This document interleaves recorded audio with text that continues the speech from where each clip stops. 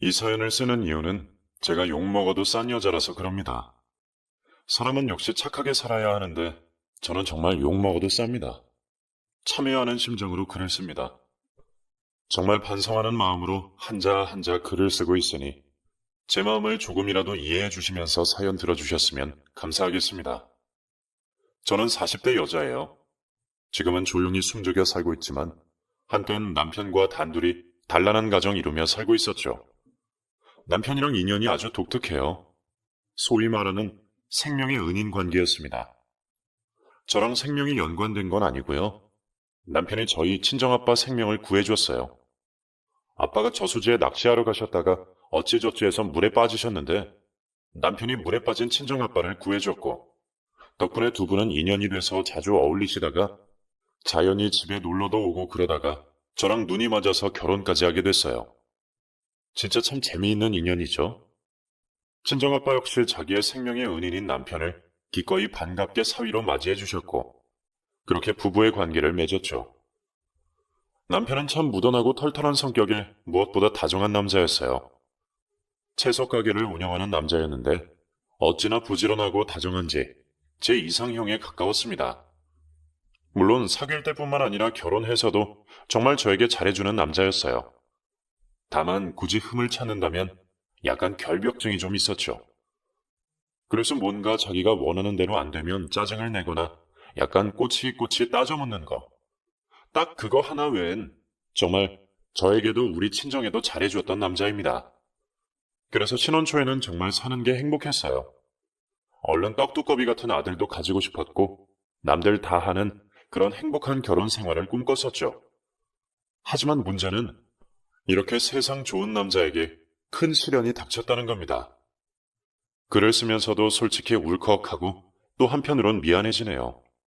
왜냐하면 남편이 시댁 부모님 모시고 놀러 가다가 대형 교통사고를 당했거든요. 이걸 다행이라고 해야 될지 모르겠지만 저는 개인적인 사정상 가지 못해 큰 화를 면했었죠. 얼마나 크게 사고가 났던지 현장에서 시부모님이 모두 사망하셨을 정도로 처참했다고 해요. 심지어 사고의 원인이 저희 남편의 부주의로 인해 생긴 결과였기에 남편의 죄책감은 이루 말할 수 없었죠. 게다가 여기서 끝이 아니었어요. 왜냐하면 저희 남편도 크게 다쳐서 병원에 장기간 입원을 해야 될 정도였거든요. 그렇게 남편은 본인의 잘못으로 한순간에 고아가 되었고 여기에 교통사고 후유증으로 장애 판정을 받았죠. 교통사고 후에 약 2주 정도는 남편이 혼수 상태로 있는지라 그 사이에 제가 시부모님의 장례식을 대신 치러야 했고 그래서 남편 병간호하랴 시부모님이 장례 치르느라 정말 눈코 뜰 새 없이 지냈어요. 그리고 나갈 돈이 얼마나 많은지 시부모님 장례식장 비용, 남편 병원비, 그리고 교통사고 합의금까지 한순간에 빚더미를 떠안게 생겼죠. 다행히 나중에 남편이 정신 차리고 나서 자신이 든 보험이 있다고 해서 그걸로 어느 정도 커버를 하긴 했지만 이것저것 빚 잔치까지 해보니 남는 것이 하나 없더라고요. 그렇게 겨우 한 고비를 넘기고 다시 평온한 일상으로 돌아갔지만 우리 사이는 예전처럼 돌아갈 수 없었죠. 일단 남편은 그 사고로 인해 장애 후유증이 생겨서 육체적으로나 정신적으로나 예전과는 180도 완전히 달라졌습니다. 건강한 몸에 건강한 정신이 깃든다 라는 말이 있잖아요. 몸이 온전치 못하고 매일 여기저기서 고통이 느껴지니 그 밝고 명랑했던 사람이 세상에서 가장 부정적인 사람으로 변하더라고요. 게다가 본인 때문에 부모님이 돌아가셨으니 그 죄책감과 자괴감이 이루 말할 수 없었죠. 매일 저녁마다 깡소주를 마시면서 알코올 중독 초기 증상까지 올 정도로 술만 퍼마셨죠. 그런 남편에게 정신과에 가서 상담이라도 받자고 여러 번 회유를 했지만 제 말을 도통 듣지 않았어요. 이런 세상 살아서 뭐해? 부모님 죽이고 나 혼자 살아서 이런 몸뚱이로 살아서 뭐하냐고. 됐어, 다 필요 없어. 나 그냥 죽고 싶어. 우리 엄마, 아빠 따라갈래. 나 말리지 마. 허구한 날 술만 마시면 제게 죽고 싶다는 말을 했어요. 솔직히 그 심정 100% 이해해요. 제가 남편의 입장이었어도 충분히 그렇게 했을 거예요. 게다가 자기 몸을 자연스럽게 쓰지 못하니 얼마나 답답하고 충격적이었겠어요. 그게 선천적인 장애가 아니라 사고로 생겼으니 장애의 후유증에 적응하기까지 너무 힘들어 하더라고요. 그러니 제게 짜증을 내도 다 받아주고 품어주었어요. 하지만 그 짜증이 점점 강도가 세지고 나중에는 자기 자신의 성격마저 바꿔놓더군요. 성실하던 사람이 몸 아프다며 일도 나가지 않고 다정한 말을 해주던 사람이 욕설과 폭언에 가까운 말로 저를 멸시하고 무시하기 시작했습니다. 정말 같은 사람이 맞나 싶을 정도로 변한 남편의 모습이 너무나도 낯설었죠. 그리고 언제부턴가는 술만 마시면 저를 그렇게 때리더라고요. 처음 시작은 마시던 술병을 던지는 거였어요. 저는 밥도 안 먹고 술만 퍼마시는 남편이 걱정되어 여보 그만 마셔. 벌써 2병이나 마셨잖아. 의사 선생님이 재활받으면서 술 많이 마시지 말라고 했잖아. 그러지 말고 이리 내. 싫어. 네가 뭔데 나한테 이래라 저래라야. 너 지금 내가 병신되고 이렇게 되니까 내가 우습지? 너도 내가 만만해 보이지? 남편은 술에 완전히 취했는지 말도 안 되는 걸로 트집을 잡더라고요. 저도 화가 나서 억지로 술병을 빼앗으려고 했는데 갑자기 벽으로 던지더라고요. 그러니 유리 파편이 거실 사방으로 튀었고 저는 그 자리에서 얼음이 되었죠. 그때부터였어요. 이제는 술만 마시면 술병이랑 유리잔을 벽에 던지기 시작하더라고요. 늘 치우는 건 제 몫이었죠. 보이지 않아 치우지 못한 유리 파편에 발을 베이는 일도 허다했죠. 그리고 나중이 되니 이 사람이 저를 때리기 시작하더라고요. 처음에는 팔목을 강하게 잡고 안 놔줘서 멍이 생기더니 나중에는 저를 밀치고 그 다음에는 주먹으로 얼굴도 쳤어요. 그렇게 매일 되는 폭력에 정말 하루라도 무사히 넘어가면 다행이라고 생각이 들 정도였어요. 그때는 힘들긴 했지만 남편이 얼마나 답답하면 저럴까. 조금만 참고 내가 노력해서 괜찮아지면 다시 좋아지겠지. 라고 생각하고 오랫동안 참았는데 폭언과 폭행은 여전하고 전혀 나아질 기미는 안 보이니까 저도 슬슬 지쳐가더군요. 어느 날 거울을 보는데 눈탱이 밤탱이가 된 제 얼굴에 자괴감이 들어 그 자리에서 몇 시간을 울었던 적도 있었어요. 게다가 원래 안 좋았던 결벽증 비슷한 증세는 더 심해져서 정신적으로도 저를 완전히 집요하게 괴롭혔어요. 제가 일을 다녀오기만 해도 어딜 다녀오냐며 휴대폰 내역도 일일이 확인하고 자기가 모르는 사람하고 문자만 주고받았어도 온갖 폭언의 집안 물건을 내던지는 등 집착과 의심이 엄청 늘어났었습니다. 한마디로 폭력적인 성향에 의처증까지 도져서 도저히 제정신인 사람이라고 생각할 수 없었죠. 그때는 정말 하루를 버티기도 힘들 때였죠. 진짜로 바람 피는 것도 아닌데 이런 취급 당하는 것도 힘들었고 제가 돈도 벌고 집안 살림까지 해야 하니 몸도 마음도 너무 지치는 거예요. 그나마 처가에서 도움을 주긴 했지만 그것도 한계가 있었죠. 그래서 친정아빠에게 솔직하게 다 이야기를 했어요. 남편의 폭력성부터 시작해서 의처증까지 전부 말씀드리고 이제는 못 참겠다고 남편이랑 이혼하고 싶다는 말을 꺼냈죠. 그랬더니 아빠가 저를 말리시면서 날 구해준 이서방인데 뭐라 할 수도 없고 자기 손으로 부모 죽였다고 생각하고 장애도 얻었으니 얼마나 마음이 천갈래 만갈래로 찢어지겠니. 네가 힘든 건 알지만 그래도 조금만 참아주면 안 되겠니? 지금 이서방 옆에 너까지 없어지면 정말 큰일 날 수도 있어. 기쁠 때만 함께하는 게 부부가 아니잖니. 남편이 가장 힘들고 아플 때 있어주는 게 진정한 아내의 도리 아니겠니? 그러니 너가 좀 참아라. 물론 어느 정도 예상했던 답변이었지만 마지막으로 믿었던 아빠마저 이렇게 말씀하시니까 할 말이 없더라고요. 그 전에 엄마도 비슷한 뉘앙스로 말씀하셨고요. 물론 100번 맞는 말이지만 제가 지치는데, 제가 힘든데 누구 하나 저를 편들지 않아주니까 더 힘이 드는 거예요. 그리고 남편에게 맞아본 경험이 있는 사람들은 아실 거예요. 그게 단순히 몸이 아픈 것보다 마음이 더 아프다는 것을요. 게다가 제가 너무나도 사랑했던 남편이 180도 변하니까 이제는 사랑했던 그만큼 더 무섭고 두려워지더군요. 마음이 휑해서 그런지 저도 방황의 시기를 겪게 됐어요. 그때 이미 치료비며 뭐며 이미 통장 잔고가 완전 바닥을 치고 제가 여기저기 파트타임으로 알바를 하며 돈을 벌 때라서 저의 몸과 마음은 완전히 녹아버린 상태였어요. 집에서는 남편에게 시달리고 밖에서는 일하면서 사람들에게 시달리니 하루하루가 제겐 지옥 같았어요. 그러다가 자연히 내 이야기를 들어줄 사람을 찾게 되더군요. 마침 그때 저를 위로해준 남자가 있었어요. 지금 이 사연을 접하는 분들은 설마 바람 핀 거야?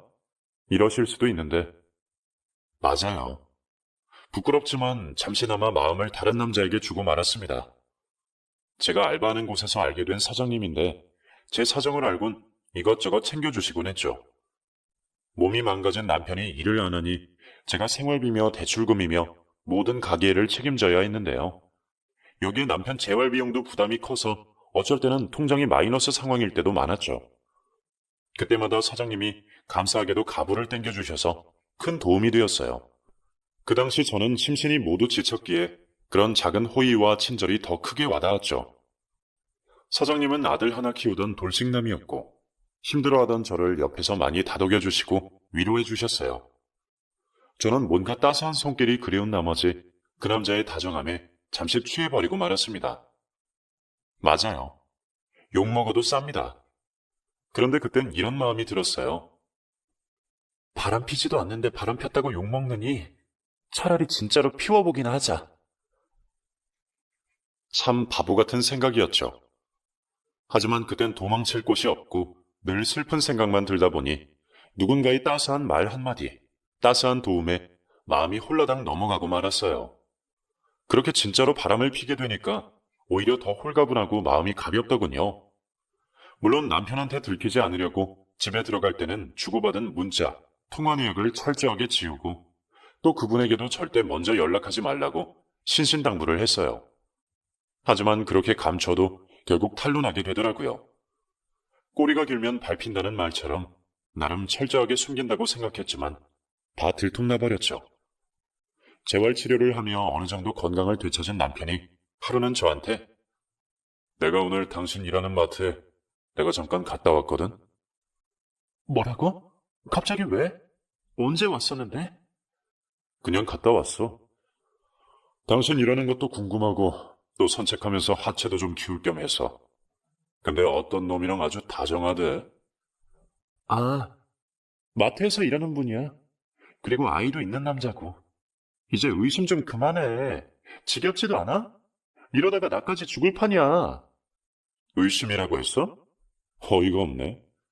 내가 지금 의심만으로 이런 이야기 한다고 생각해? 갑자기 속이 뜨끔하더군요. 예전처럼 그냥 휴대폰 목록이나 보는 수준이 아니었습니다.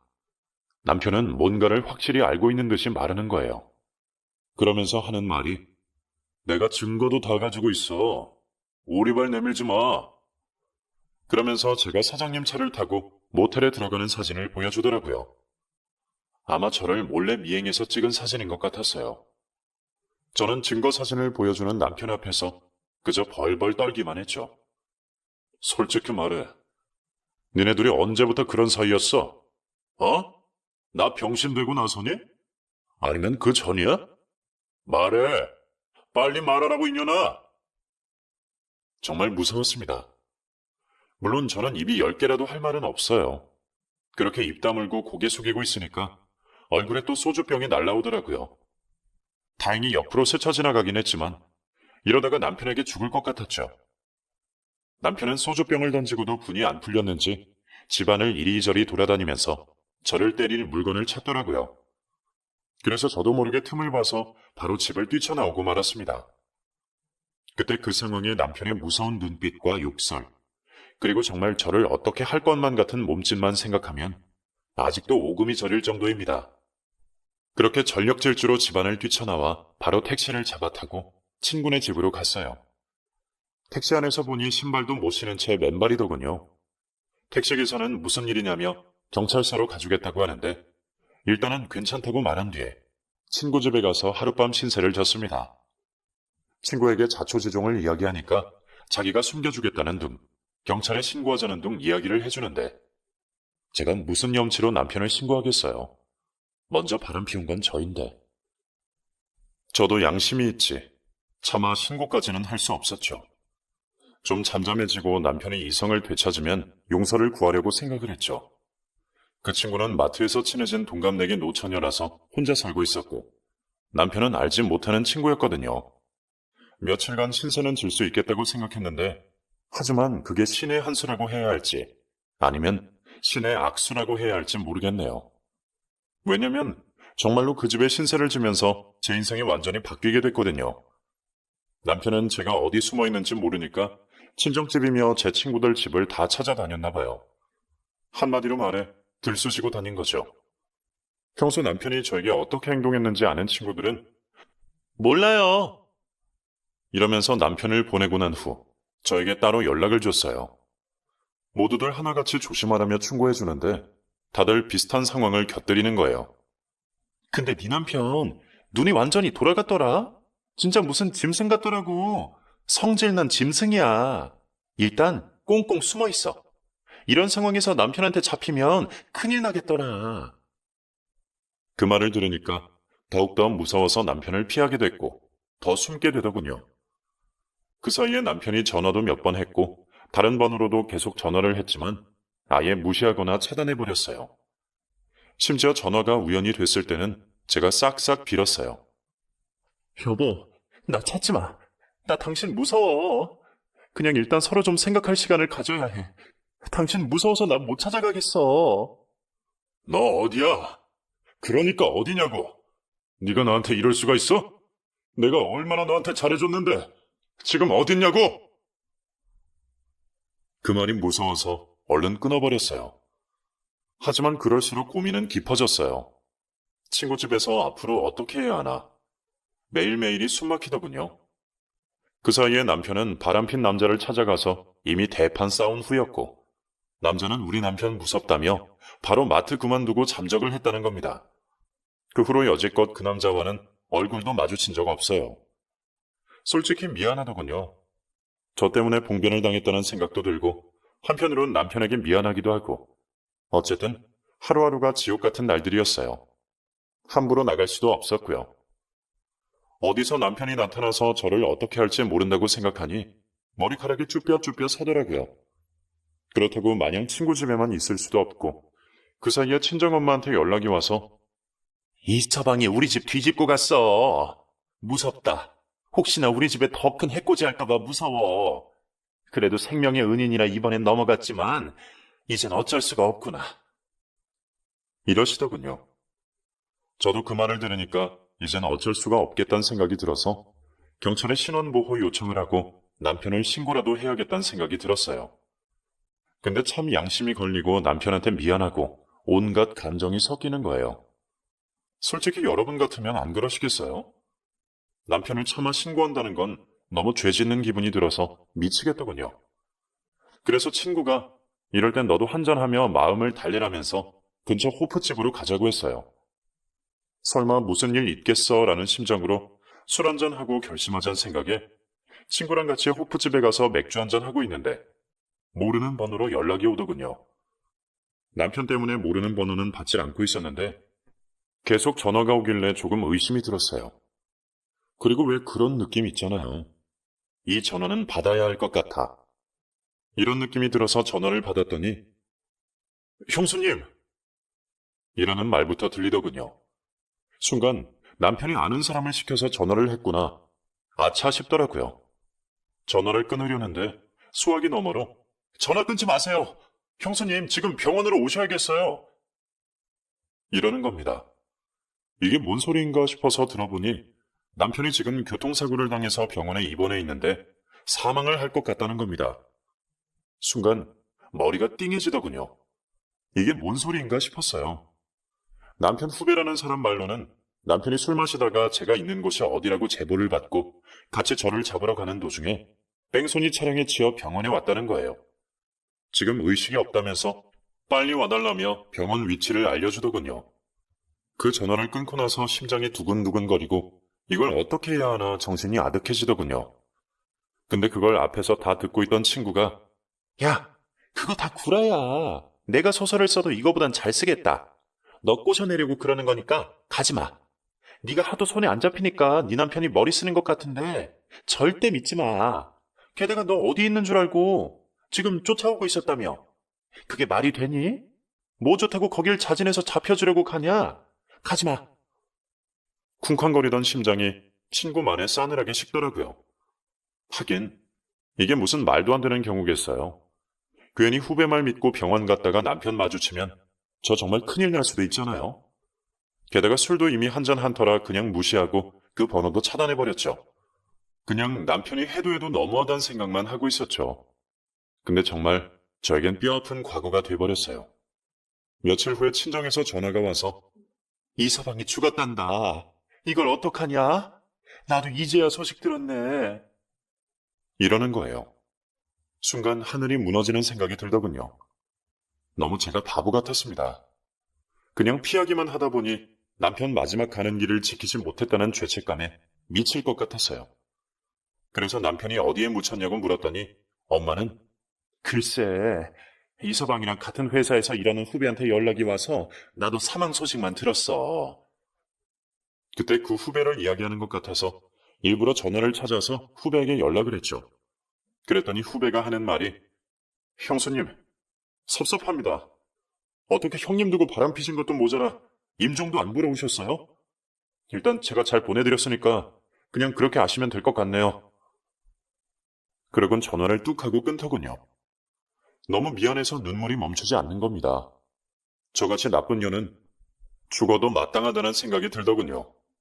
그래서 솔직히 해서는 안 되는 짓까지 벌이기도 했습니다. 그나마 친정 식구들이 일찍 발견해서 가까스로 다시 살아났어요. 저 같은 사람이 살아서 뭘 하나. 남편에게 이렇게 몹쓸 짓 한 제가 미웠어요. 하지만 엄마가 울면서 저를 말리더군요. 너까지 이렇게 떠나버리면 그게 부모에게 할 짓은 아니잖니. 그리고 네 남편도 이걸 원하겠어? 너라도 잘 살아야지. 이러면서 엄마가 울며 불며 저를 설득하는데 저도 그 말씀에 마음이 움직였습니다. 한동안 저도 몸도 마음도 피폐해져서 아무것도 못했습니다. 그래도 살아있는 사람이니 어떻게든 죽은 남편을 위로해 주려고 해도 도대체 어디에 묻혔는지도 모르고 후배는 그 이후로 연락도 안 돼서 제가 죄를 받는 거라 생각하고 마음에 남편을 묻고 정리를 시작했습니다. 게다가 그때 충격으로 정신과 치료도 받으러 다녔고 배인 기피증까지 생겨서 거의 집안에만 갇혀 지냈거든요. 그래서 아빠랑 엄마가 이것저것 많이 챙겨주셨어요. 일단 남편이랑 살던 집은 전세라서 전세금 빼서 작은 원룸으로 이사가서 혼자 지냈어요. 그리고 남은 돈으로 도움 줬던 친구들에게 성의 표시를 했고요. 그렇게 한동안 혼자 지내며 저를 찾아다니면서 남편의 혼을 위로하고 제 마음에 있던 번뇌를 씻어내려고 노력했습니다. 그렇게 하는 게 옳다고 생각했고요. 한마디로 속세하곤 진짜 담을 쌓았죠. 그래도 부모님이 걱정하실까봐 몇몇 친구와 부모님 외엔 모든 걸 차단하며 참회의 시간을 가졌습니다. 그리고 돌아와 보니 1년이란 시간이 훌쩍 지났더라고요. 그 사이에 부모님도 더 많이 늙으신 것 같고요. 아빠는 이젠 너도 살아야지. 그동안 그렇게 지냈으면 됐다. 네가 이서방한테 맡고 있었을 때 아빠가 못 도와줘서 미안하다. 너 잘못만 있는 거 아니니까 더 이상 힘들어하지 말고 너도 네 살 길을 찾으렴. 그제야 저도 마음을 좀 씻고 이제 사회에 나오려고 지인들의 도움을 받게 됐어요. 여기저기 이력서도 돌리고 했지만 40이 다 된 여성에게 누가 직업을 줄 리도 없고 약간의 허송세월을 보내게 됐어요. 그 시간 동안 공부를 하자 생각해서 사회복지사랑 봉사 관련해서 일을 좀 알아보고 있었어요. 그러다가 모 봉사단체에 가서 일을 돕던 와중에 저보다 1살 많은 남자를 알게 됐습니다. 정말 적극적으로 저에게 다가왔지만 저는 솔직히 거부를 했죠. 왜냐하면 너무 두려웠거든요. 하지만 이 남자는 끝까지 저를 쫓아다니면서 적극적으로 구애를 했습니다. 참 답답하더라고요. 노총각이긴 했지만 나름 멀쩡한 직장 다니면서 마음 착해서 어려운 사람들에게 봉사하며 사는 사람이 뭐가 아쉬워서 저 같은 여자를 좋아해 주는지 이해가 안 됐습니다. 그래서 하루는 모든 걸 다 이야기했습니다.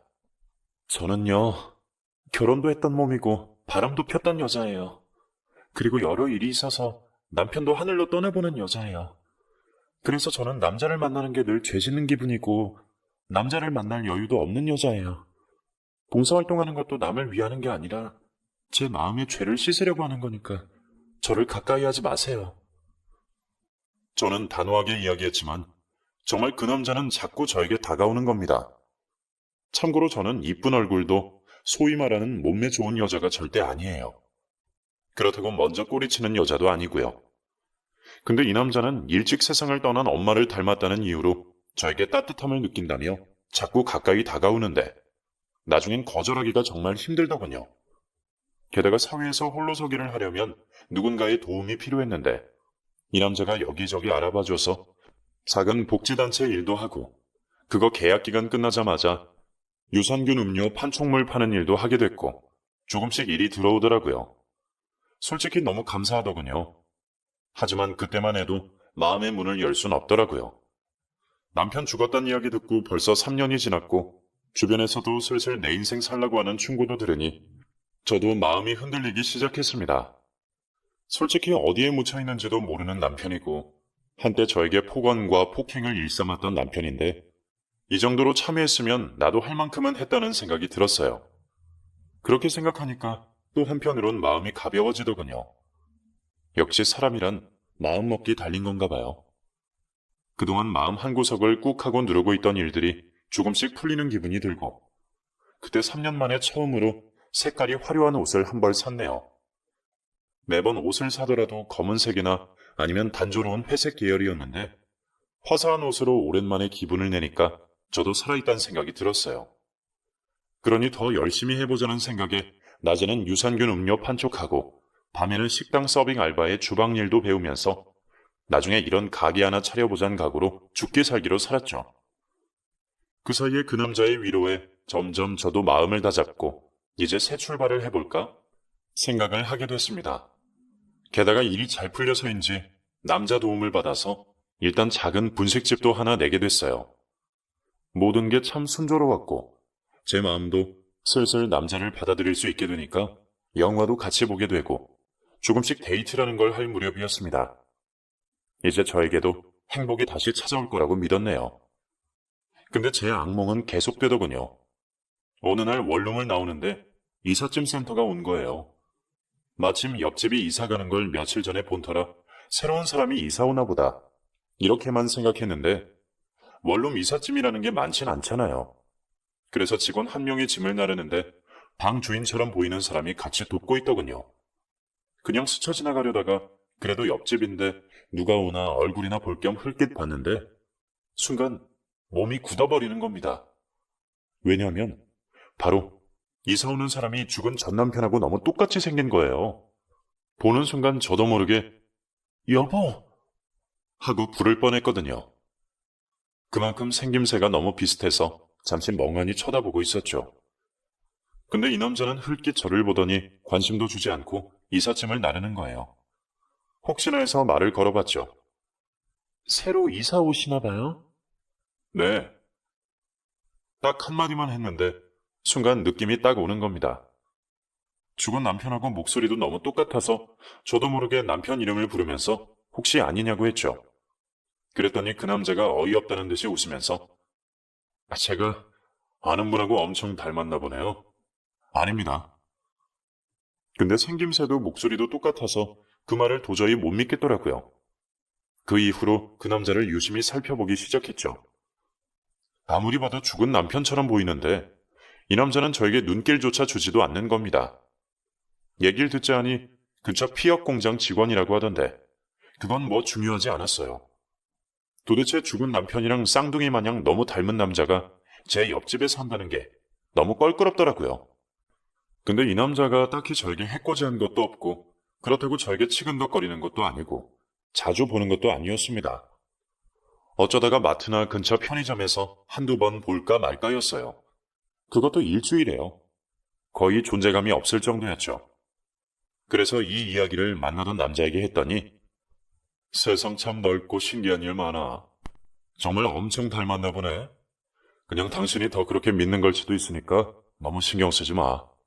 솔직히 기분 같아선 집도 옮겼으면 하는데 곧 결혼하면 신혼집 구해야 하는데 그 전에 괜히 짐 빼려면 귀찮으니까 나중에 신혼집 구할 때까지만 좀 견뎌. 이러더군요. 저도 그 말이 맞다고 생각했고요. 그래서 그냥 옆집 남자는 잊고 살아야겠다고 생각하고 그냥 열심히 하루하루 살고 있었어요. 근데 얼마 안 지나서 드디어 일이 터진 거예요. 그날 퇴근하고 와서 혼자 TV를 보며 시간을 보내고 있는데 낯선 번호로 전화가 오더군요. 처음엔 안 받을까 했다가 그래도 간혹 유산균 단골 손님이 다른 사람 소개해줘서 연락 오는 경우가 있는 터라 혹시나 하는 마음에 받았는데 수화기 너머로 너무나도 낯익은 목소리가 들리는 거예요. 나야. 피가 얼어붙는 느낌이 확 드는 겁니다. 마치 세상 모든 게 겨울이 된 느낌이었어요. 바로 전 남편 목소리였죠. 제가 아무 말 못하고 약간 멍하니 있으니까 수화기 넘어 전 남편이 계속 말을 하더군요. 잘 지냈지? 연락처 하는데 시간이 오래 걸렸네. 나 없는 동안 잘 지내고 있었다며? 이야기는 들었어. 난 이제 다 용서했어. 그리고 이제 나도 새롭게 시작하고 있고. 그러니까 우리 다시 시작하자. 무서웠습니다. 도대체 죽은 사람이 어떻게 해서 살아난 건지도 모르겠거니와 어떻게 전화를 할 수 있는 건지 알다가도 모르겠더군요. 그래서 장난치지 마. 너 누구야? 옆집 사는 남자 맞지? 당신 우리 남편처럼 위장해서 나한테 접근한 거 맞지? 지금 당장 나와. 이러면서 전화를 끊고 옆집 문을 두들겼죠. 근데 아무도 없는 건지 아니면 알고도 안 나오는 건지 모르겠지만 당연히 기척조차 없는 겁니다. 순간 내가 무슨 짓을 하는 건가? 멍해지면서 무섭기도 하고 도저히 이 집에 못 있겠더라고요. 근데 또 문자가 오는 겁니다. 조만간 찾아갈게. 우리 대화로 풀어보자.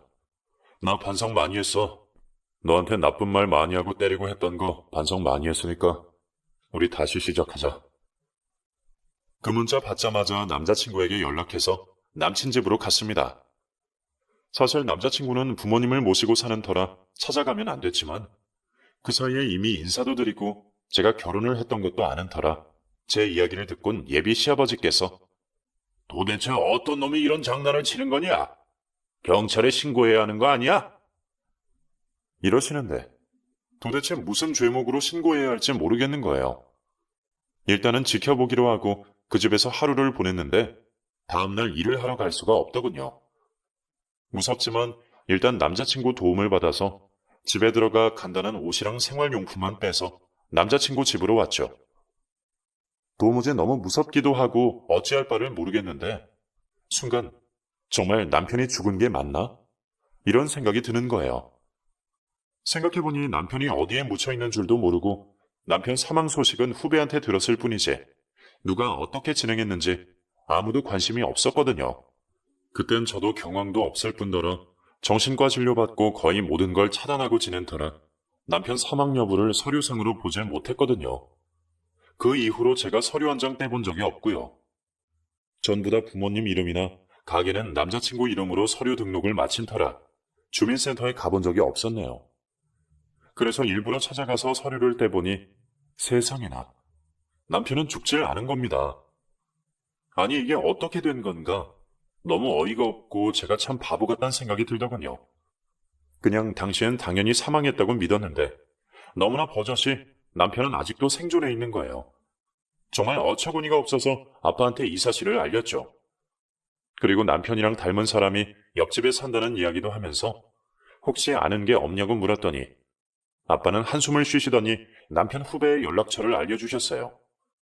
바로 남편 사고와 사망 소식을 알려주던 바로 그 후배였죠. 3년 전에 통화한 후배 연락처까지 간직한 아빠가 대단하다는 생각이 들었죠. 그래서 연락 후에 그 후배를 만났습니다. 후배는 저를 보자마자 드디어 올 게 왔구나라는 투로 왜요? 이제야 죽은 사람 찾으려고요? 이러는 겁니다.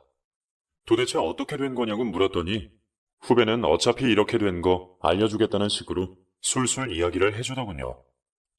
남편은 실제로 교통사고로 입원을 했었고 그때 후배가 전화했을 땐 정말 병원에서 의식이 없었다고 합니다. 근데 후배 입장에선 제가 병원에 오질 않으니까 너무 괘씸했다고 해요. 그리고 다음날 정신을 차렸는데 기억을 일부 못했다고 해요. 정말 괘씸해서 가만히 있을 수 없고 도대체 코빼기도 안 비칠 수가 있을까? 열받아서 남편이 죽었다고 거짓말을 했다고 합니다. 이래도 안 올 거야? 하는 심정으로 말이죠. 근데 그 연락을 엄마가 받자마자 저한테 했는데 제가 연락을 못 받은 거예요. 그러니 시간도 이미 지났고 나중에 제가 후배랑 통화할 땐 이미 후배는 이 여자 안 되겠네라는 심정으로 대꾸도 안 했었다고 하더군요. 근데 더 충격적인 사실은 나중에 저희 아빠랑 후배가 통화가 됐는데 아빠한텐 진실을 말했다는 거예요. 근데 아빠가 어차피 이렇게 된 거 그냥 죽은 걸로 하고 앞으로 우리 딸 앞에 나타나지 않게 해줘요. 대신 내가 치료비랑 생활비는 어느 정도 내겠습니다. 라고 했다는 겁니다. 정말 너무하더군요. 그 후에 남편은 기억을 되찾자마자 저를 찾았고 수소문 끝에 저를 찾아내서 이렇게 옆집으로 이사를 온 거라는 겁니다. 생각보다 깊은 후배의 분노심도 무서웠지만 아빠가 알면서도 거짓말을 하셨다는 것도 무서웠습니다. 물론 저를 위한 조치였겠지만 감정이 좀 복잡하더라고요. 물론 모든 게 제가 잘못했던 거죠. 근데 일은 거기서 끝난 게 아니에요. 이제 다 밝혀지니까 남편은 점점 노골적으로 자신을 드러내기 시작했어요. 제가 일하는 분식집에 찾아와서 이젠 장사도 할 줄 아네? 이러는 겁니다. 순간 너무 무섭더군요. 그래서 제가 왜 이러냐고 따지니까 우린 부부야. 도대체 뭐가 문제인데 요즘 딴 놈 만나고 다니더니 우리가 부부란 사실 잊은 거야? 또 바람 피는 거야? 이러면서 또 저를 올가매는 겁니다. 저는 그런 거 아니라고 싹싹 빌면서 난 당신이 죽은 줄 알았어. 그리고 난 충분히 사과했고 이젠 제발 날 잊어줘. 그냥 우리 이혼해. 제발. 무슨 소리야? 난 그럴 생각 없고 이젠 나도 몸이 많이 좋아져서 일할 수 있고 돈도 많이 모아놨어. 이제 당신만 있으면 돼. 그러니까 같이 있자. 당신이 왜 여기서 다른 남자랑 있는 건지 이해가 안 돼. 하지만 다 용서한다니까? 저는 소름이 끼치는 거예요. 남편에겐 제가 바람폈던 몇 년 전 기억 외엔 그 중간이 없는 거였습니다. 그래서 제가 당신 처음 이사 왔을 때 왜 나를 모른 척했어? 라고 물어보니까 솔직히 당신이 계속 어떻게 하나 궁금해서 시침이 뗀 거지. 그래서 중간에 몇 번 마주쳤을 때도 모른 척한 이유가 그거야? 그럼 당신이 나한테 어떻게 하나 살펴본 거지. 근데 대놓고 바람피고 있더구만. 저놈이 바람핀 남자구만. 아니 그 사람이 아니라니까. 바람핀 건 옛날이라고. 그럼 바람을 2번이나 피는 거네? 너 진짜 나쁜 년이구나. 바람이 아니라 난 지금 만나는 사람이랑 결혼할 거라고. 결혼? 내가 있는데 무슨 결혼이야? 미쳐도 단단히 미쳤네. 기억이 없는 남편 눈으론 제가 만나는 남친이 불륜 상대로 생각됐던 거죠. 도저히 대화는 이어지질 않고 점점 시끄러워지니 동네 사람 와서 구경하고 점점 부끄럽더군요. 어쩔 수 없이 경찰에 신고하고 난리를 치니까 동네 사람들은 더 모여드는 겁니다. 근데 남편은 너무나도 젠틀하게 제 아내입니다. 그냥 부부싸움이에요. 죄송합니다. 이러면서 오히려 주변 사람들을 안심시키더군요. 근데 모여든 동네 사람들 중에는 제가 사귀고 있는 남자가 있는데 갑자기 남편 운운하는 사람이 있으니까 이상한 눈초리로 보는 겁니다. 마침 경찰도 와서 조사해본다고 하더니 다른 피해도 없고 법적으로 부부니까 별다른 조치를 취하지도 못하고 그냥 가는 거예요. 남편은 완전히 의기양양해져서 당신 자꾸 날 거부할 거야? 법도 이젠 날 어떻게 하지 못해. 이러면서 본격적으로 들이대는 겁니다.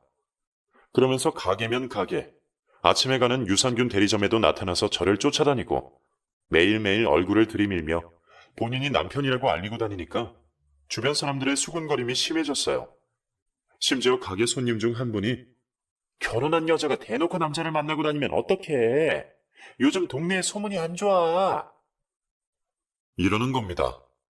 게다가 남자친구도 저에게 남편 죽었다더니 이렇게 버젓이 살아있고 혹시 당신 옆집으로 이사 온 것도 대놓고 만나려고 그런 거 아니야? 무슨 말이야. 그런 거 아니야. 아니, 살아있는 남편도 죽었다고 거짓말하는 여자가 그런 거 하나 눈 깜짝하고 못 속이겠어? 내가 당신 말을 어떻게 믿어? 이러면서 저에게 이별을 하자고 하더군요. 너무 억울했습니다. 게다가 기억이 돌아온 남편은 계속해서 저를 용서해 줄 테니 다시 오라고 하며 이젠 대놓고 저를 찾아오는데 저는 무섭더라고요. 게다가 아빠의 판단 실수로 일이 점점 커지니까 아빠는 스스로 나쁜 행동까지 하셔서 생명까지 위독해지시기도 했습니다. 어렵사리 다시 살리긴 했지만 아빠는 내가 괜히 그때 그런 짓을 벌여서 너한테 몹쓸 짓을 한 것 같구나. 미안하다. 이러면서 병실에서 우시는데 너무 괴로웠습니다. 동네에서 남편 두고 바람핀 년으로 소문나서 가게 장사는 망할 판이고 유일하게 경제적으로 정신적으로 도와주던 남자친구는 저랑 이별을 했고 아빠도 정신적으로 힘들어하시며 우울증에 시달리고 저는 다시 너무 괴로웠습니다. 남편은 제가 바람폈지만 용서해주겠다고만 하니 미치겠더라고요. 더 이상 가족에게 있다간 민폐일 것 같고 그렇다고 동네에 있다간 사람들 눈총 때문에 견디기 힘들어서 짐 싸들고 지금 사는 지역으로 이사를 왔네요. 근데 이사 온 지 한 달쯤 됐나? 엄마한테 연락이 왔어요. 네 전 남편이 이혼하자고 서류 보내왔다. 어차피 바람 폈지만 용서해주고 같이 살려고 했는데 네가 계속 피해서 합의 이혼하자고 서류 보내왔는데 나는 도저히 무슨 말인지 모르겠구나. 너가 한번 와서 보렴. 이러는 겁니다. 그래서 서류 받아서 읽어보니 이혼 귀책 사유가 저의 바람이고 제가 계속 회피했으니 이혼 원인 제공자인 제가 위자료를 물어내라는 겁니다. 거기다가 남편은 아빠가 허위사실 유포했다며 고소까지 했더라고요. 한마디로 죽지도 않은 사람을 죽었다고 해서 자신을 괴롭혔다는 거죠. 이젠 법정까지 계속 가야 할 상황이 됐습니다. 남편 입장에선 저는 아빠가 원망스러울 수는 있지만 그렇다고 아빠가 남편 치료비도 대주고 오히려 살려준 건데 이렇게 법적으로 나오니 어쩔 수가 없어서 맞대응 중입니다. 생명의 은인이 이젠 완전히 남남의 적이 된 상황인데 딱히 저에게 유리한 상황은 아니네요. 저는 위자료를 물어줄 판이지만 솔직히 줄 돈도 없어요. 제 딴에는 남편에게 지은 죄를 갚았다고 생각했지만 남편은 그게 아닌가 봅니다. 그 이후로 저는 정말 하루하루가 지옥 같은 삶을 살고 있어요. 바람을 핀 죄로 그리고 남편 사고당했을 때 나 몰라라 한 죄가 이렇게 큰 파장을 불러일으킬지 몰랐어요. 그때 제가 바람을 안 폈더라면 남편이 사고당했다고 했을 때 찾아갔더라면 아빠의 순수한 거짓말도 없었을 거고 제가 이렇게 슬퍼할 일도 없었겠죠. 모든 게 제 잘못이라 생각하고 저는 다시 죄를 씻는 마음으로 지내고 있어요. 하루하루가 고통스럽네요. 앞서 말씀드렸지만 저를 욕하실 분도 많을 겁니다. 하지만 저도 정말 최선을 다했어요. 그리고 정말 견디기 힘들어서 잠시 한눈을 팔았을 뿐인데 이렇게까지 고통받는 게 너무 힘드네요. 저의 마음을 조금이라도 덜고자 하는 마음에 긴 이야기를 주절거렸습니다. 긴 글 읽어주셔서 감사합니다.